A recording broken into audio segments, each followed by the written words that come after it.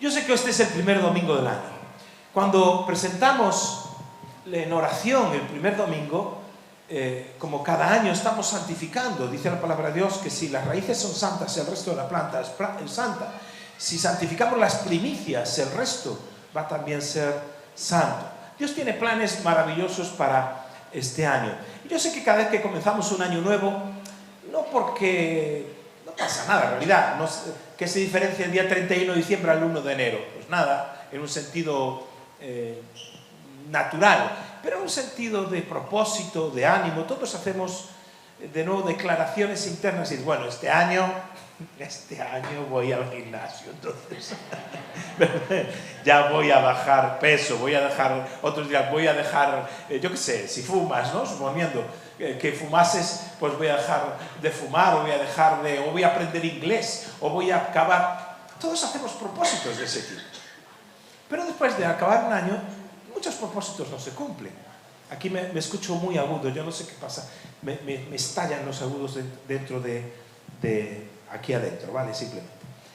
Yo quiero hablaros de algo que ocurrió también un día como hoy, teóricamente, que se celebra el Día de los Reyes. Yo no sé para vosotros si los Reyes los celebrabais o no de niños. En mi casa, para mí, el día más importante de las Navidades siempre ha sido el Día de los Reyes. ¿Por qué? Porque es la noche mágica, ¿no? La noche en la que de repente pues, los niños se acuestan y cuando se levantan, ¡oh! Milagro, hay regalos, ¿verdad? Los tres Reyes Magos, que popularmente se dicen Melchor, Gaspar y Baltasar, que ni eran tres, ni eran magos, ni se llamaban así. Pero bueno, de eso vamos a decir. Pero la historia viene de un texto en el libro de Mateo, en el Evangelio de Mateo, que yo quiero que nos acerquemos a él y lo podamos leer. Mateo capítulo 2, vamos a leer el texto del 1 al 12. Dice así: Cuando Jesús nació en Belén de Judea, en días del rey Herodes, vinieron del oriente a Jerusalén unos magos. Cuando dice aquí magos, no se está refiriendo al concepto de mago que hay hoy en día, que es el que practica la magia, sino que mago era una palabra hebrea que era magoi, que significaba un sabio. Eran normalmente las personas que se dedicaban a aconsejar a los reyes, asesores de los reyes. Eran los magoi que consultaban los astros, eran astrónomos que decían por dónde iban a ir las cosas, adivinos en el sentido de profetas. Entonces estos hombres dicen que llegan a Jerusalén diciendo: ¿dónde está el rey de los judíos que ha nacido? Porque su estrella hemos visto en el oriente y hemos venido a adorarle. Oyendo esto, el rey Herodes se turbó y toda Jerusalén con él. Y convocados todos los principales sacerdotes y los escribas del pueblo, les preguntó dónde había de nacer el Cristo. Ellos le dijeron: en Belén de Judea, porque así está escrito por el profeta. Y tú, Belén, de la tierra de Judá, no eres la más pequeña de los príncipes de Judá, porque de ti saldrá un guiador que apacentará a mi pueblo Israel. Entonces Herodes, llamando en secreto a los magos, indagó de ellos diligentemente el tiempo de la aparición de la estrella.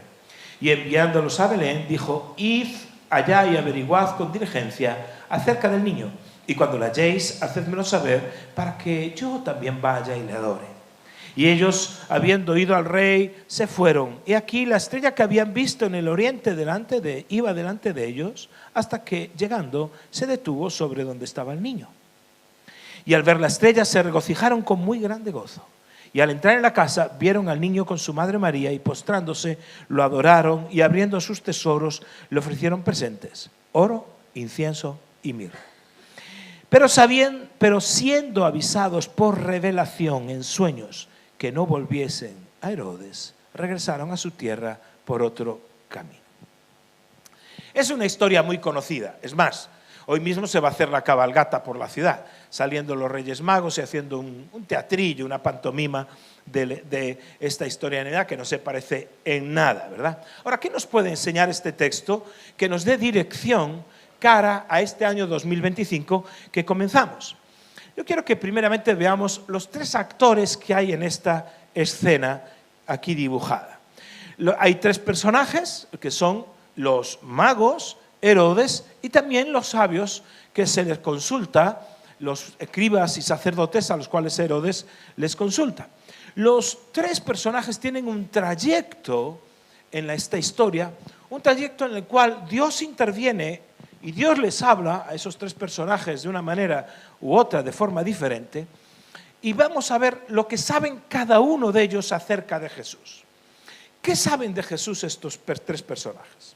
Los magos, pues saben simplemente que ha nacido el rey de los judíos, pero no saben dónde. ¿Cómo es posible que los magos supieran eso de que el rey de los judíos naciese? Acordaos de que ellos vienen, dice, de Oriente. Si lees a los estudiosos de estos textos, posiblemente ellos venían de la zona de Persia, de la zona de Irán, otros dicen que de Arabia, pero aunque todo lo que se indica, sobre todo por el uso del griego, habla de que estos hombres venían de la zona de Oriente, donde precisamente allá en Babilonia había estado preso Daniel. Daniel, el profeta Daniel, dejó escrito muchos libros proféticos acerca de la venida del Mesías. Daniel era un hombre reconocido en toda esa zona, al punto que los sabios de aquellos lugares, sin duda, consultaban los libros proféticos que Daniel había escrito. Es decir, que estos hombres, conocedores, sabios, eran incluso posiblemente asesores de los reyes, hombres de astronomía que conocían la ciencia, de repente se dan cuenta que hay un fenómeno astrológico, astronómico, mejor dicho, que es la aparición de una estrella, y dicen, esto es lo que se refería. Tal vez fue así la cosa, Daniel. Y empezaron el camino. Hubo un proyecto que se hizo no hace tanto tiempo, se hizo una caravana de camellos haciendo el mismo recorrido que ellos hicieron, unos más o menos 2000 kilómetros, y yendo en camellos y andando. En la actualidad el recorrido se hizo más o menos en 86 días, más o menos, ponle 90 días para redondear. Es decir, que el viaje fue largo, el viaje requería una caravana, el viaje requería un esfuerzo. Es decir, ellos no sabían mucho. ¿Qué es lo que sabían? No sabían mucho, pero con lo poco que sabían se pusieron en camino. Por otra parte está Herodes. Herodes es un personaje maléfico en todos los sentidos. Herodes tampoco sabía mucho, sabía incluso menos que los magos, pero Herodes sabía algo, sabía a quién preguntar. Entonces lo que Herodes hace es que le pregunta a los escribas, a las personas entendidas de la Biblia en aquel momento, para que le digan qué es esto que está pasando. Porque cuando Herodes oye que los magos llegan a Jerusalén, se turba, dice, uy, ¿qué es esto de que viene un rey que me va a quitar el puesto? Uno diría, qué miedo puede tener de un niño que va a nacer. Bueno, Herodes, como ya os he explicado alguna vez, no era precisamente un personaje que fuese una dulzura de personaje. Se le recuerda básicamente por dos cosas. Herodes fue el gran constructor, el gran arquitecto de multitud de obras que hubo en Israel.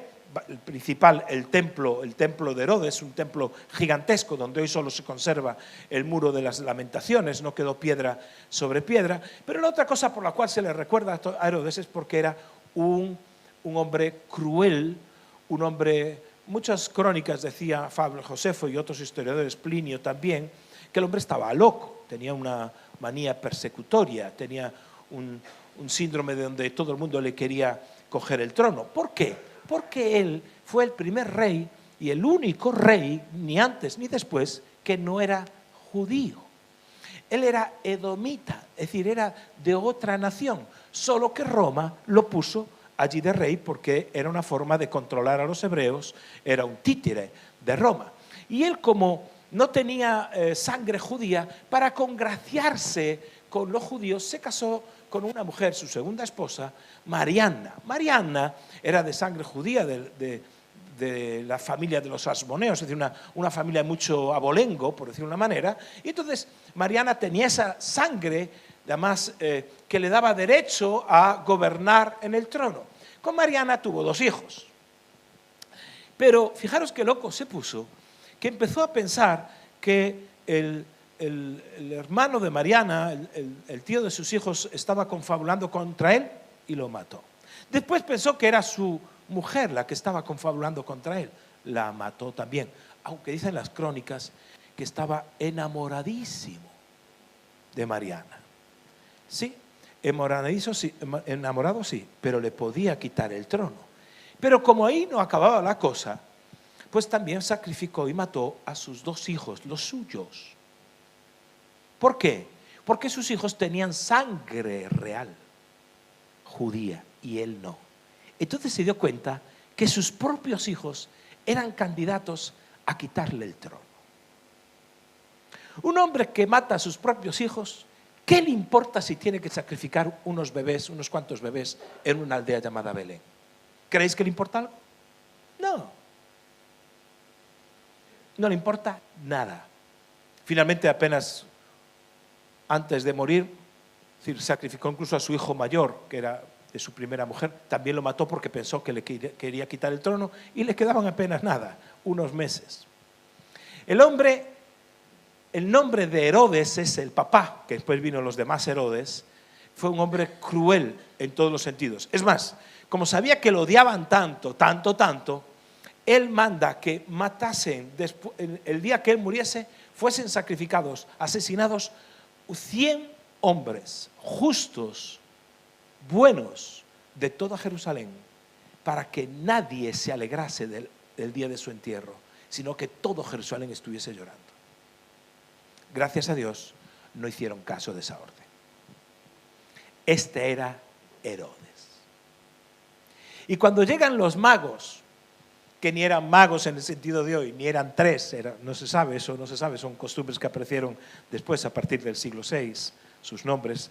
Cuando llegan, él se turba y todo Jerusalén con él, porque no es que llegó simplemente 3 reyes magos con sus camellitos, como está en el Belén que tenemos fuera, que por cierto, hay que visitarlo y verlo, porque para eso el pastor se esforzó en hacerlo, ¿vale? Entonces, pero bueno, eso es una broma. Pero no es esto. Llega una caravana, tal vez de muchísima gente, llega a Jerusalén y eso genera una turbación, porque saben que cuando aparece un competidor al rey, eso significaba que alguien iba a morir.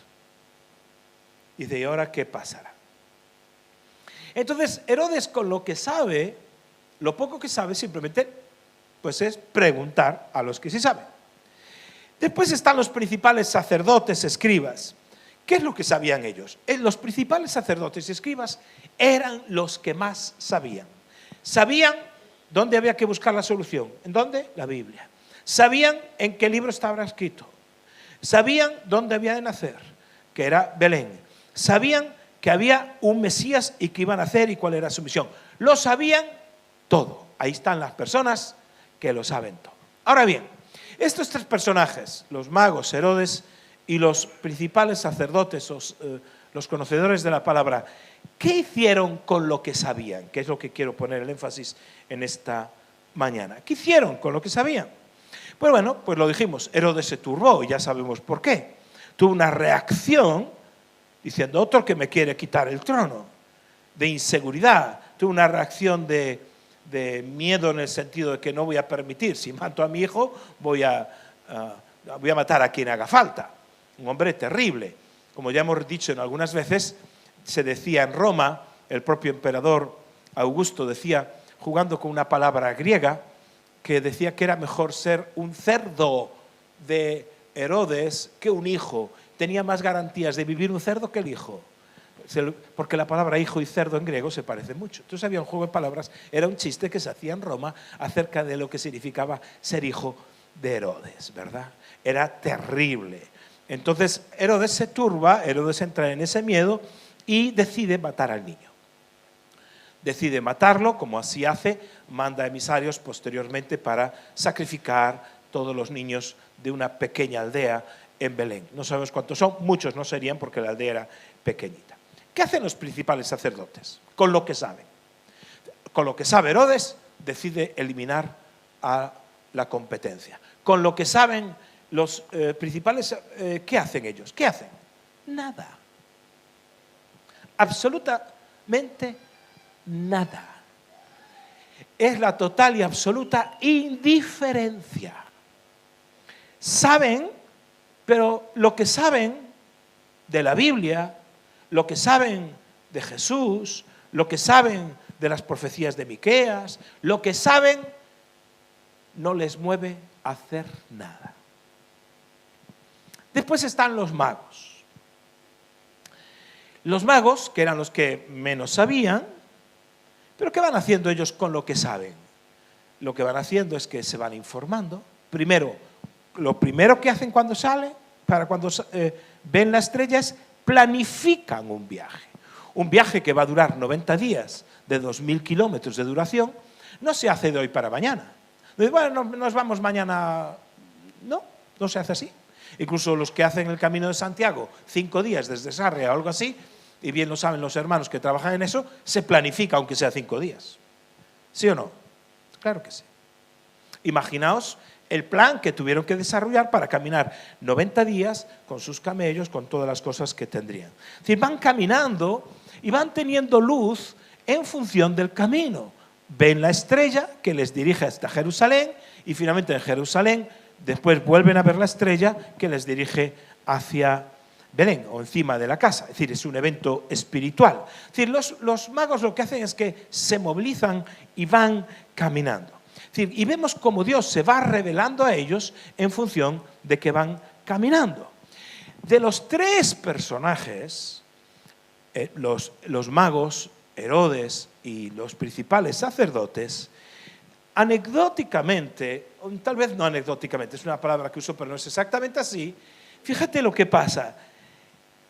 A quien Dios se revela o quien encuentra a Jesús, la verdad de Jesús no es para los que saben, es para los que caminan, es para los que buscan, es para los que se ponen en acción. Dios, en esta historia, le habla a los 3 personajes a través del código, de los códigos que ellos pueden entender. Le habla a los 3 personajes a través del lenguaje que ellos pueden entender. ¿Cómo le habla a los sabios conocedores de la Biblia? A través de la Biblia. Y les habla, dice, van a hacer aquí, aquí está escrito. La voz de Dios viene a ellos a través de la Biblia, pero no hacen nada. ¿Cómo le habla a un dignatario que es un rey? No va a leer la Biblia, quiere que se le hable a través de consejeros. Entonces Dios usa a personas para que le hablen a Herodes acerca de qué van a hacer el Mesías y dónde van a hacer. ¿Cómo le habla a unos científicos de aquella época, unos sabios, a través de una manifestación de un astro, de una estrella? Es decir, Dios está empeñado en hablarnos a cada uno conforme al lenguaje que nosotros entendemos. No siempre va a usar o la palabra escrita, puede usar una persona o puede usar unas circunstancias. Dios estaba empeñado en eso. Pero Jesús es encontrado por aquellos que buscan, no por aquellos que están sentados pensando que yo ya sé mucho de la Biblia, yo ya conozco mucho de la Biblia, pero no hago nada. Mirad lo que dice Jeremías 29:11. Jeremías 29:11 dice así: porque yo sé los pensamientos que tengo acerca de vosotros, dice el Señor, pensamientos de paz y no de mal, para daros el fin que esperáis. Lo voy a leer en otra traducción, en la Nueva Traducción Viviente. Yo sé los planes que tengo, son planes para lo bueno y no para lo malo, para daros un futuro y una esperanza. Es decir, lo que está diciendo Dios es que Dios tiene planes y Dios está pensando en planes, y los planes que Dios piensa son mejores que tus planes. El plan que Dios tiene para tu vida en este 2025 es muchísimo mejor que el plan que tú estás pensando para tu vida, si es que estás pensando en algún plan. Dice, planes de bien, no de mal. Planes para lo bueno, no para lo malo. Para darte un futuro y una esperanza. Es decir, Dios está empeñado en hacer un plan para tu futuro y para tu esperanza. Dice Proverbios 16, capítulo 16, verso 9. Dice Proverbios 16, 9. El corazón del hombre piensa su camino, mas el Señor endereza sus pasos. El corazón del hombre piensa su camino, mas el Señor endereza sus pasos. En la traducción, Dios habla al hombre, dice, al hombre le toca hacer planes y al Señor dirigir sus pasos. De nuevo, la traducción, Nueva Traducción Viviente, dice, el hombre planea su futuro, pero Dios le marca el rumbo. Es decir, aquí hay dos cosas. Por una parte, el hombre, ¿qué hace el hombre? El hombre dice que tiene que planear, tiene que pensar, tiene que diseñar. Soñar no es lo mismo que planear. Planear es cómo llevar a cabo el sueño que tienes. Quiero alcanzar un sueño en este año, quiero alcanzar un sueño como familia, quiero alcanzar un sueño como persona, un negocio, algo, lo que sea. Queremos alcanzar sueños como iglesia, que Ana nos inspiraba al principio. Pero eso es un sueño. Pero ¿cómo lo voy a hacer? ¿Qué voy a hacer? ¿Qué estrategias voy a usar? ¿Cómo voy a planificar? Eso es planear. Y dice la Biblia que el hombre planea su futuro, pero Dios le marca el rumbo. El hombre le toca hacer planes y al Señor dirigir sus pasos. Distintas versiones. El hombre piensa su camino y el Señor endereza sus pasos. Es decir, al hombre le toca planear. ¿Y qué le toca a Dios? Marcar su rumbo. Dice, dirigir sus pasos. Es decir, Dios está pendiente de los planes que tú haces.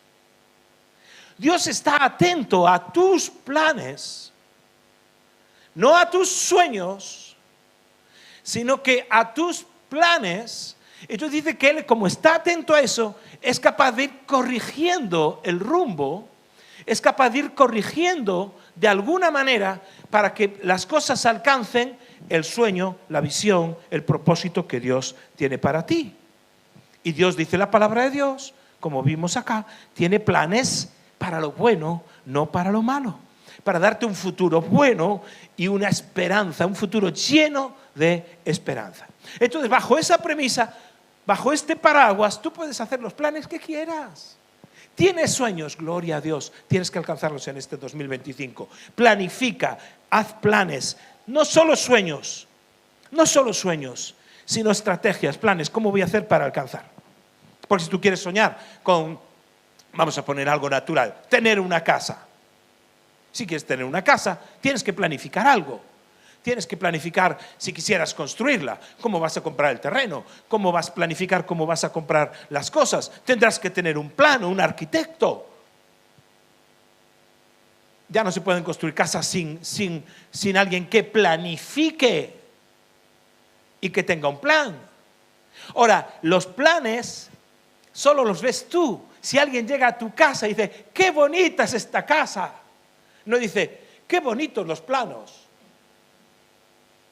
No dice, qué bonitos los fundamentos, los cimientos. Oh, y las tuberías. Uf.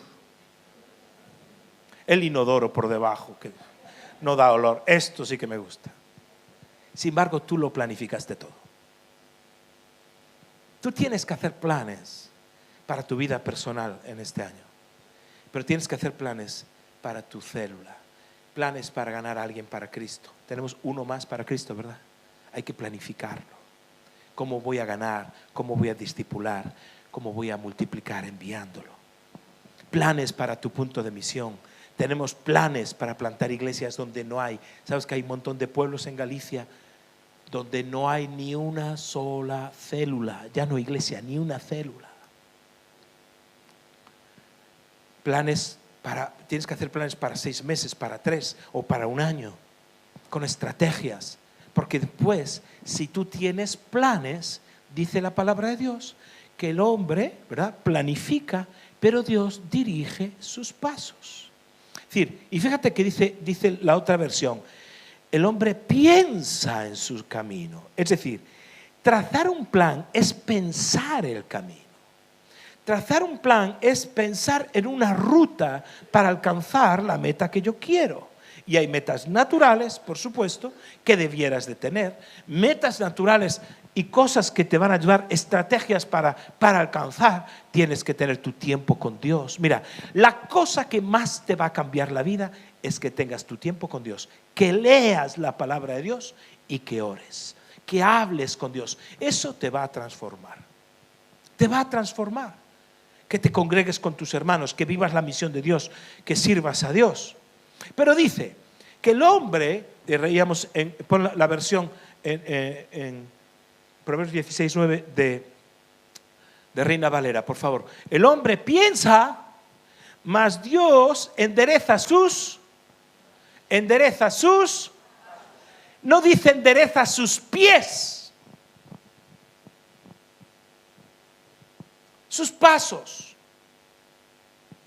Y aunque tengas los pies torcidos, si tú te pones a caminar, si tú te pones a andar,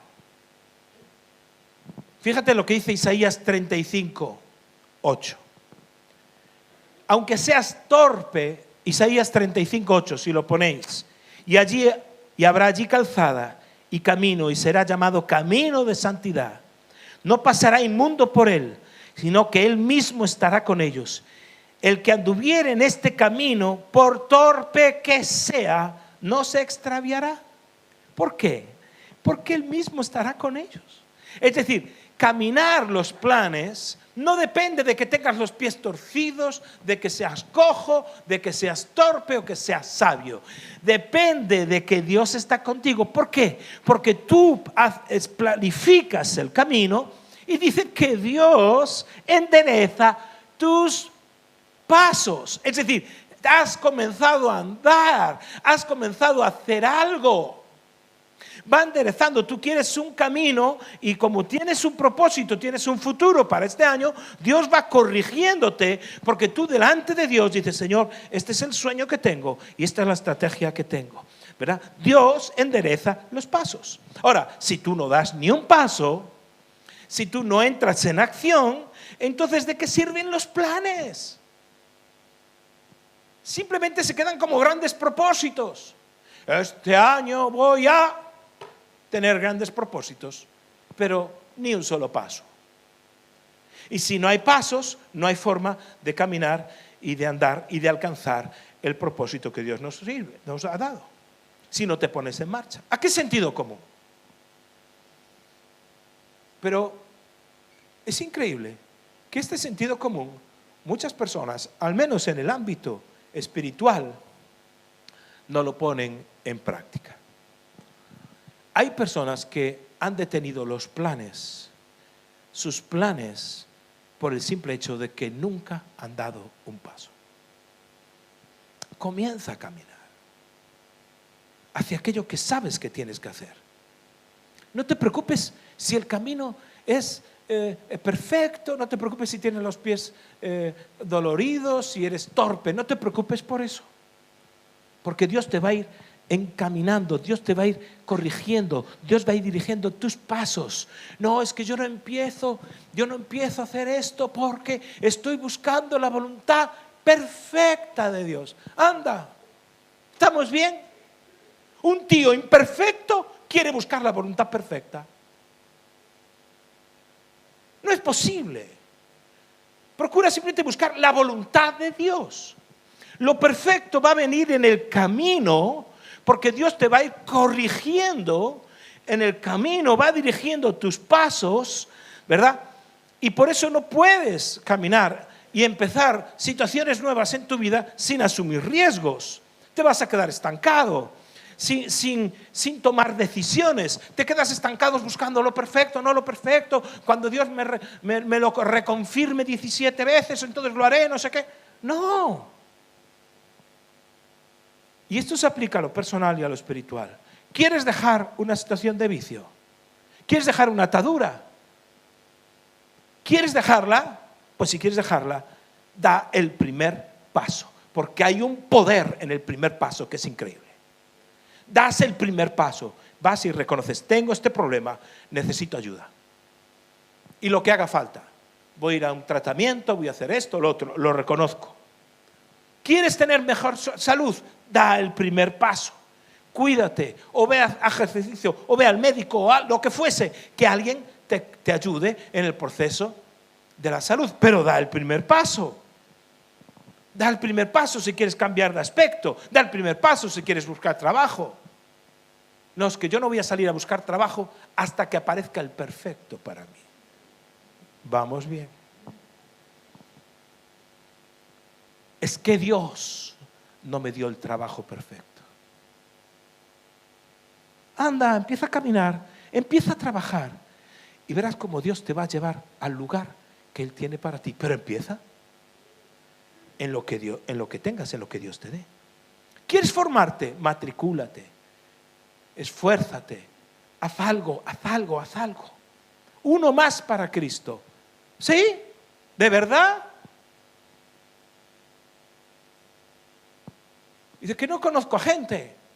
Ya no tengo muchos amigos, ¿no? ¿Y en el trabajo no hay gente que no conozcas? Es que no sé qué hacer. Tío, cómprate un perro, paséalo. ¿Tú sabes la cantidad de amigos que se hacen con un perro? Ya que no puedes tener bebés, porque o bebés o perros. Así que los jóvenes, tened bebés, por favor, que esos nos tienen que pagar la pensión. Entonces, y los mayores, cómprense un perro. Entonces, ya verás cómo haces amigos. ¿Por qué no? Yo conozco un hermano ya retirado que se dedica a viajar en coche con el ¿cómo se dice? El Uber no, el BlaBlaCar, gracias. Dice, yo lo hago, va siempre de Madrid a Valencia. Lo hago 2 o 3 veces a la semana, porque aprovecha para predicar el Evangelio. Hay que saberlo hacer. Pero lo hace como un plan y una estrategia. Dice, yo tengo todo el tiempo del mundo y tengo un coche. Y no lo hace por ganar dinero, que le entrará, pero se va en el coche, gasolina, ruedas, en fin. No es por eso, porque él no tiene nada que ir a Valencia, no tiene que hacer esas cosas. Lo hace porque tiene un plan. Tiene un plan. Haz algo, pero haz un plan. Y el Señor va a ir dirigiendo los pasos. ¿Qué hicieron los magos? Un plan. ¿Fue perfecto al principio? No. Llegaron al lugar equivocado, no sé si lo sabías. No llegaron a Belén. Pero Dios fue dirigiendo sus pasos. Y llegaron, y como debían de ser gente de alto nivel, fueron recibidos por el rey. El rey no recibe a cualquiera. Y van y consultan al rey.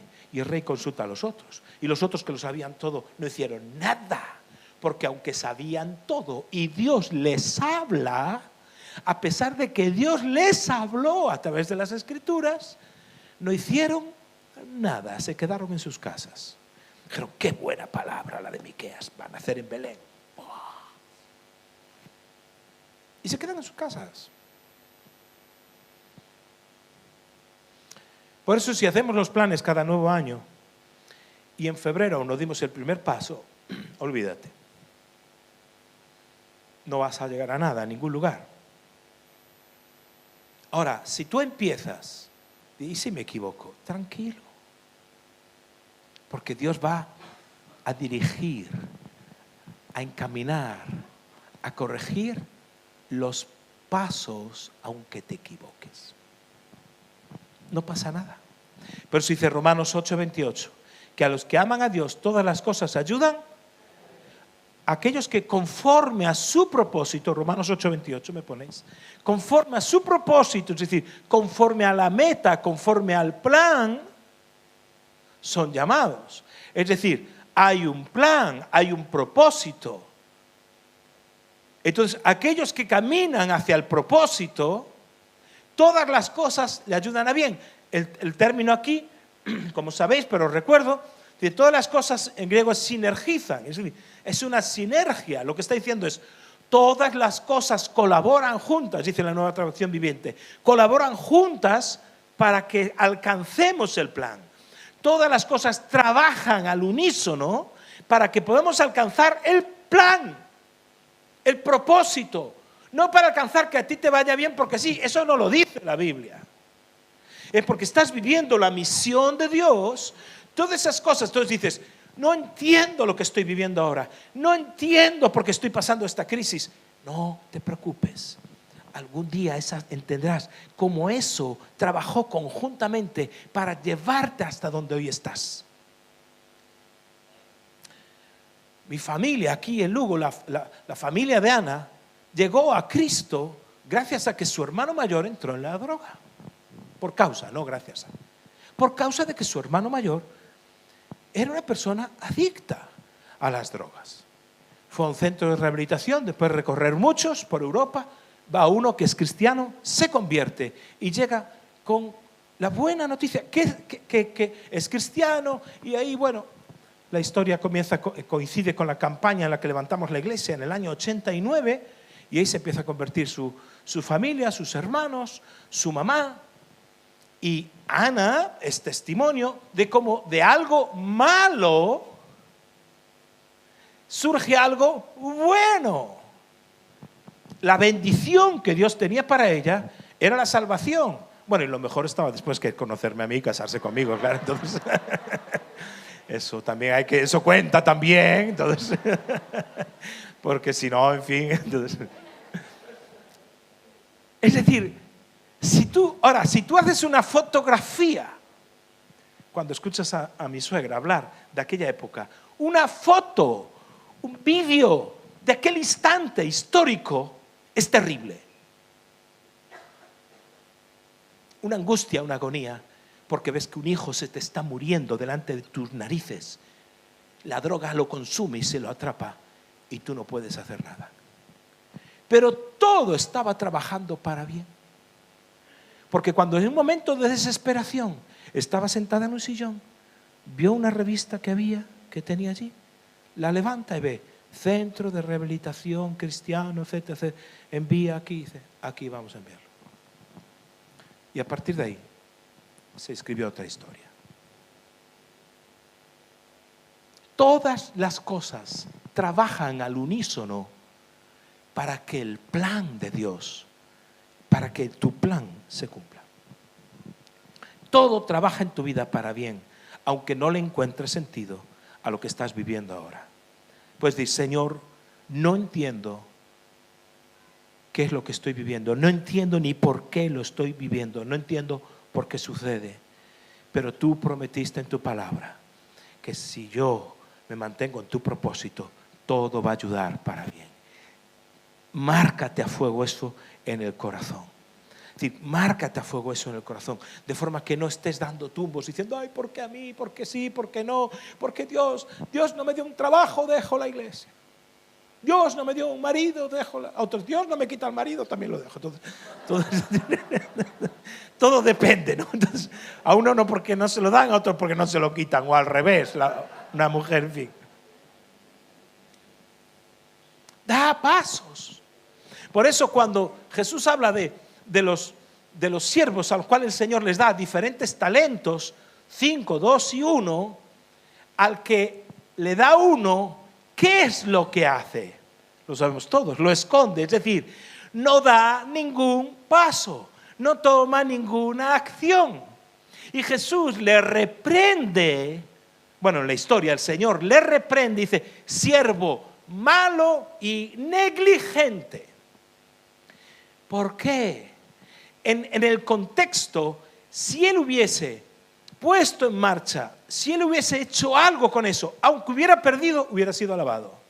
Porque no fueron alabados por el éxito, fueron alabados por la diligencia, porque se pusieron a caminar, porque hicieron lo que tenían que hacer. Y cuando tú te pones a caminar en aquello que Dios te dio, aunque salga mal, aparentemente Dios va a corregir tus pasos. Dios va a corregir tus pasos. Y aunque seas torpe, este camino que caminamos, hermanos y hermanas, se llama camino de santidad. Y aunque seas torpe, andarás por él. Por eso, no abandones, no dejes aquello que Dios te mostró, porque Dios va a enderezar tus pasos. Si caes, te levantas y sigues. Si pierdes, vuelves a empezar. Si te desvías del rumbo, tranquilo, Dios te va a corregir. ¿Quién no ha tenido que volver a empezar en la vida? ¿Quién no ha tenido un desastre en su vida que genera como una bomba atómica y tiene que volver a decir otra vez, lo que haga falta. Tenemos un año por delante y hablaremos en próximas predicaciones, pero tenemos un año por delante maravilloso, solo queda que tú hagas algo. Por eso, como iglesia, también tenemos sueños. Pero no nos quedamos solo con soñar. Cuando Dios nos habló ya hace 8 años, el 2017 hasta hoy, 8 años. No nos quedamos simplemente soñando, sino que hicimos planes para alcanzar esos sueños. Hemos estado desarrollando estrategias, una nueva organización, la visión celular, para que todos estén cuidados, para que todos estén integrados. ¿Y qué es lo que? Y en estos años, ¿qué hemos visto? Cómo Dios ha hecho las correcciones, incluso como iglesia. Mira lo que dice Primera de Crónicas, capítulo 28. En Primera de Crónicas, estoy en Segunda de Crónicas, perdón. Capítulo 28. El rey David quería construir el templo. Y en ese templo que él quería construir, Dios no le da permiso porque era un hombre de guerra. Entonces Dios le dice que lo va a hacer su hijo Salomón. Entonces cuando el rey David le deja todos los planos hechos, le dice cómo tiene que conseguir los proveedores, la madera que tiene que ir de los cedros del Líbano, bueno, todas las cosas, ¿no? Cómo tiene que llamar a diferentes reyes para que le provean también. Y cuando se despide Salomón, cuando le está encomendando la obra, dice allá en Primera de Crónicas, capítulo 28, verso 20. Dijo además David a Salomón su hijo: anímate y esfuérzate, manos a la obra. Anímate y esfuérzate, manos a la obra. Y manos a la obra. Por supuesto que todo mensaje de parte de Dios tiene que generar ánimo. Pero esa es la parte que Dios tiene que animarme, tiene que tocar mi alma, tiene que tocar mi espíritu. Pero a mí me toca, no solo vivimos del ánimo, ¿verdad? Me toca ¿qué? Esforzarme. Esforzarme. ¿Y cuándo ves que una persona realmente está animada y se esfuerza? Cuando se pone manos a la obra. Cuando toma y dice, vamos a ponernos manos a la obra. ¿Qué es lo que Dios te confió? A Salomón hacer un templo. ¿Pero qué te confió a ti? ¿Qué es lo que te confió? Si eres líder de un grupo pequeño, ¿qué te confió? Pues anímate en este 2025 y esfuérzate y manos a la obra. Y si eres un creyente, un discípulo, mejor dicho, ¿qué te confió? ¿Qué es lo que te confió? Por eso tienes que ir a la acción sin temor a equivocarte. No pasa nada si te equivocas, porque una vez que estás caminando, Dios va a enderezar tus pasos. Dice, intenté esto, pero no lo logré, lo voy a intentar por aquí, no salió bien, pues ahora lo voy a intentar por este lado. Pues salió bien a la tercera o a la quinta, no lo sé.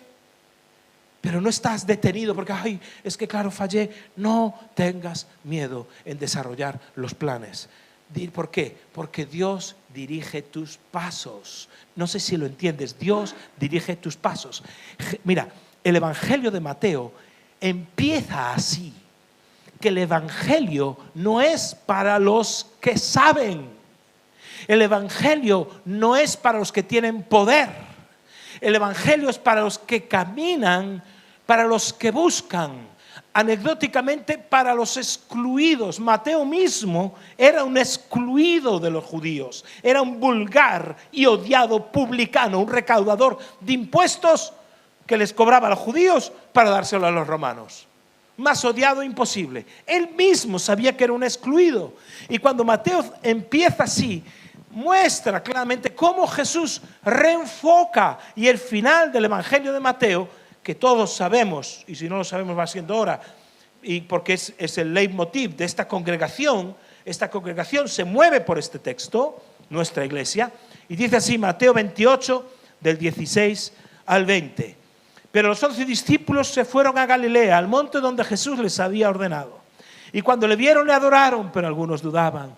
Y Jesús se acercó y les habló diciendo: toda potestad me es dada en el cielo y en la tierra. Por tanto, id y haced discípulos a todas las naciones, bautizándolos en nombre del Padre, y del Hijo, y del Espíritu Santo, enseñándoles que guarden todas las cosas que os he mandado. Y aquí yo estoy con vosotros todos los días hasta el fin del mundo.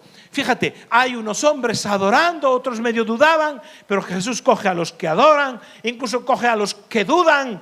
No hay problema en eso, no hay problema en equivocarse, porque Jesús no comisiona a los perfectos. Jesús no está comisionando a aquellos que son increíblemente creyentes, no.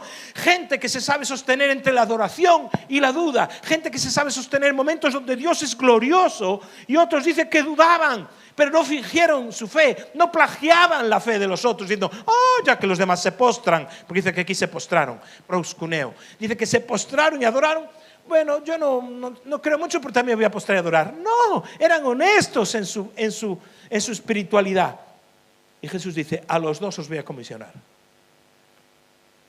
Porque un verdadero adorador, ¿sabes en qué se convierte? Jesús dice: no quiero que estéis todo el día aquí postrados en adoración. Ese no es el plan, señores. El plan no es adorar. Eso lo haremos por la eternidad en el cielo. Hoy aquí el plan no es adorar. Dios busca verdaderos adoradores que le adoren en espíritu y en verdad. ¿Para qué? Para mandarlos a hacer discípulos. Basta ya de adoración. Ahora quiero enfocaros en el plan supremo de Dios.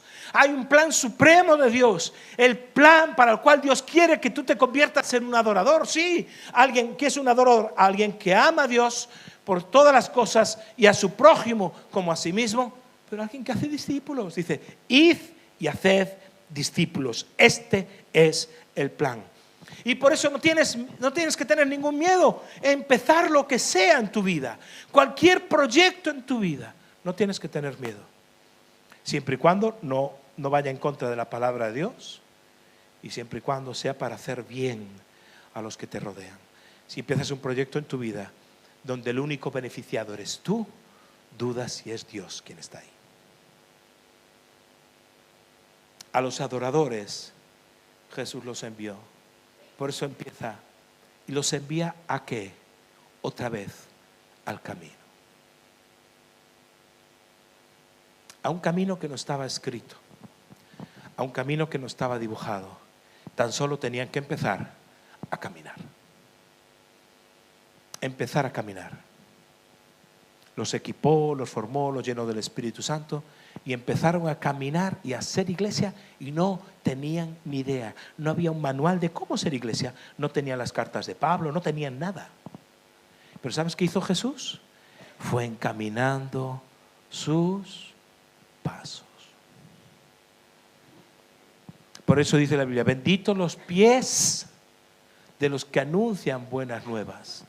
Los pies son benditos en la medida que anunciamos y caminamos dando las buenas noticias de salvación a los demás. ¿Qué plan tienes este año? Pues puede ser como Herodes, que Dios te habla a través de otros y no escuchar. Puede ser como los escribas, que Dios les habla a través de la Biblia e indiferencia total. O puede ser como aquellos magos, que tal vez no tenían mucha luz, pero empezaron a hacer un plan, que tal vez tardó 90 días, o más o menos, es indiferente eso. Un plan, y Dios se les fue revelando hasta el último momento. ¿Y sabes cómo termina la historia?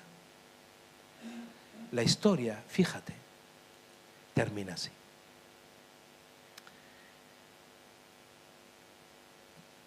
Y al entrar en la casa vieron al niño con su madre María, y postrándose lo adoraron. Ese es el final. Y abriendo sus tesoros le ofrecieron presentes: oro, incienso y mirra. Que es la forma de, no existe adoración si no abres un tesoro. Adorar implica abrir un tesoro que tienes tú. Pero, y a lo que quiero llegar, siendo avisados por revelación en sueños que no volviesen a Herodes, regresaron a su tierra por otro camino. ¿No lo veis? El Señor dirigiendo sus pasos. Incluso cuando estaban en peligro porque iban a volver a Herodes, y encontramos al niño.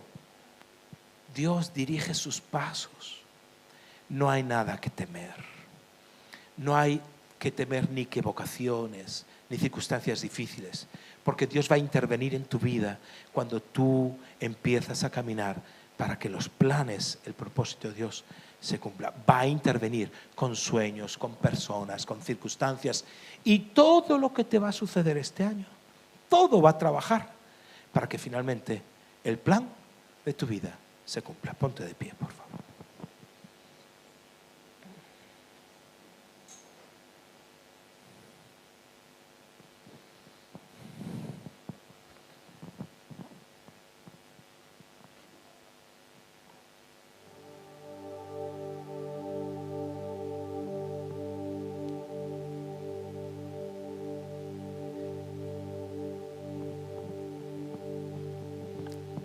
Durante unos instantes quiero que medites en esta palabra. Son unos instantes. Después en los grupos pequeños por la semana nos reunimos, volvemos a hablar, conversar, meditar acerca de lo que hemos escuchado hoy.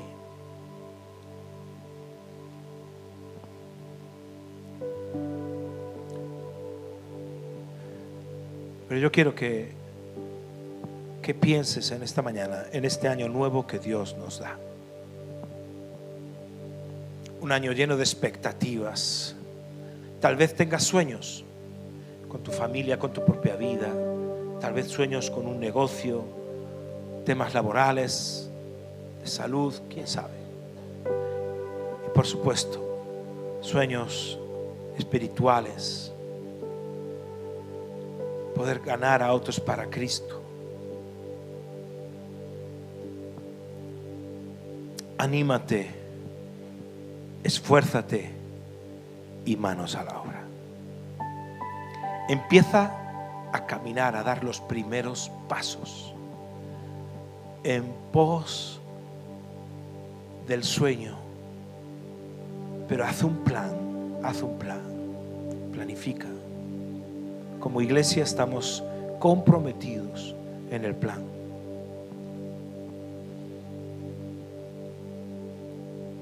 Hoy tienes que tomar la determinación de que si has estado pasivo, si has estado quieto, si has estado como aquellos principales sacerdotes, sabiendo todo, pero no haciendo nada, es hora de dar el primer paso, sacudirte el polvo.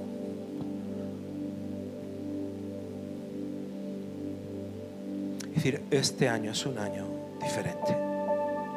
Venga lo que venga, aunque vengan dificultades, aunque me equivoque, tú guiarás mis pasos. Aunque sea difícil lo que tenga que enfrentar, una tormenta complicada, tú la podrás calmar.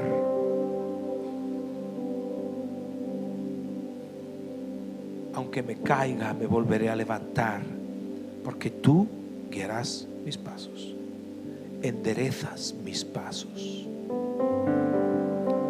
Señor, mira nuestras circunstancias, mira a cada uno de nosotros. Algunos somos torpes o tenemos los pies heridos y dañados, pero aún así nos ponemos a caminar en los pasos y con la luz que tú nos das. Manifiéstate en nuestra vida como te manifestaste a aquellos hombres con una estrella que guió sus pasos. Manifiéstate en nuestra vida.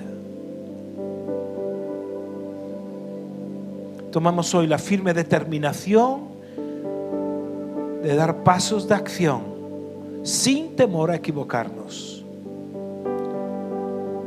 porque tú diriges nuestros pasos y corriges nuestro rumbo y das sentido a nuestro caminar. Eres tú, Jesús. Lo importante no es el camino, lo importante eres tú, Jesús.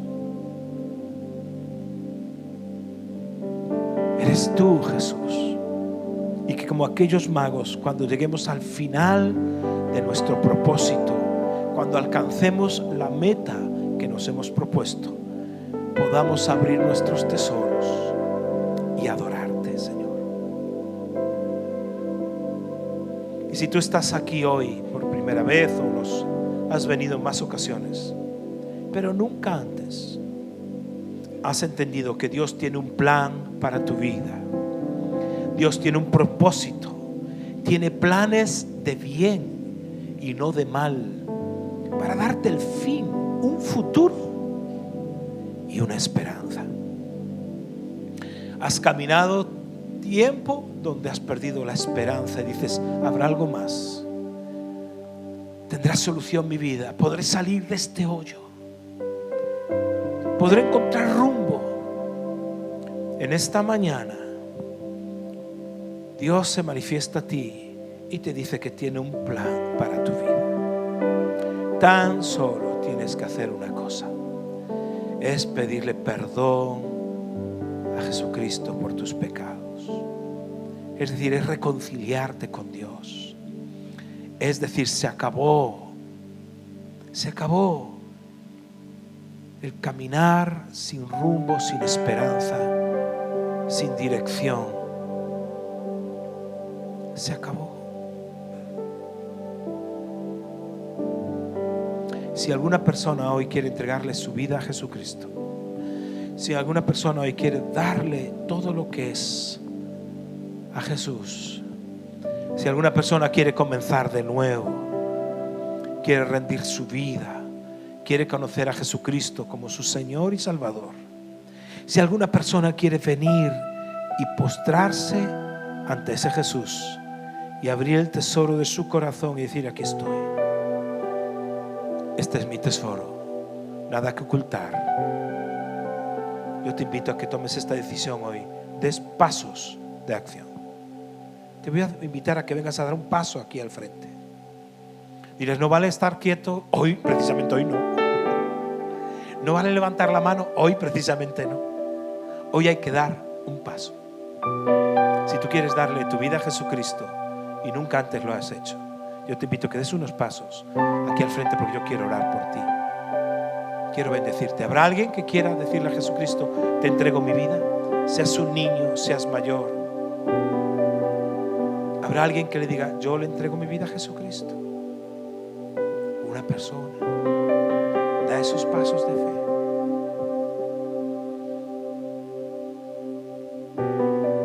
Yo no me estreso. Que Dios te bendiga. ¿Alguien más?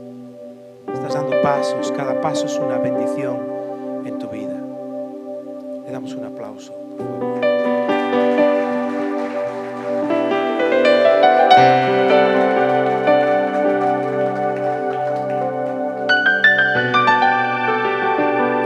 Se llama Emmanuel, Dios con nosotros. Señor, bendigo a Emmanuel, Señor. Levantamos nuestras manos hacia Él en señal de bendición. Emmanuel, que estos pasos que has dado sean símbolo de otros pasos que vas a dar en tu vida. El Señor está contigo. Bendigo tu vida, Emmanuel. Bendigo este 2025. Y declaro que todo lo que vas a vivir va a ayudar para bien. Dentro de un año mirarás para atrás y dirás: Dios ha sido bueno conmigo. Señor, perdona todos sus pecados que trae ante ti arrepentido. Señor, y declaro lo que dice tu palabra, que está en Cristo ahora. Y las cosas viejas pasaron, Emmanuel, y todas son hechas nuevas. Bendigo tu vida, tu casa. Bendigo tus manos, tus fuerzas. Te bendigo en este año, y que esta bendición sea escuchada en los cielos y se desate sobre ti ahora, sobre ti, la bendición de Dios, para que andes en sus caminos, para que lo que planifiques, Dios lo multiplique y lo prospere. Así lo declaro en el nombre de Jesús. Amén. Amén. Gloria a Dios. Quédate aquí conmigo. Quédate aquí conmigo. No te vayas. ¿Alguna persona más? Tal vez no sea la primera vez que lo hagas, pero tal vez hoy tengas que empezar el año buscando a Jesús, arrepintiéndote de caminos torcidos, arrepintiéndote de cosas que sabías que no tenías que vivir, y hoy comienzas una nueva vida. Amén. Que Dios os bendiga, que Dios os multiplique. Amén.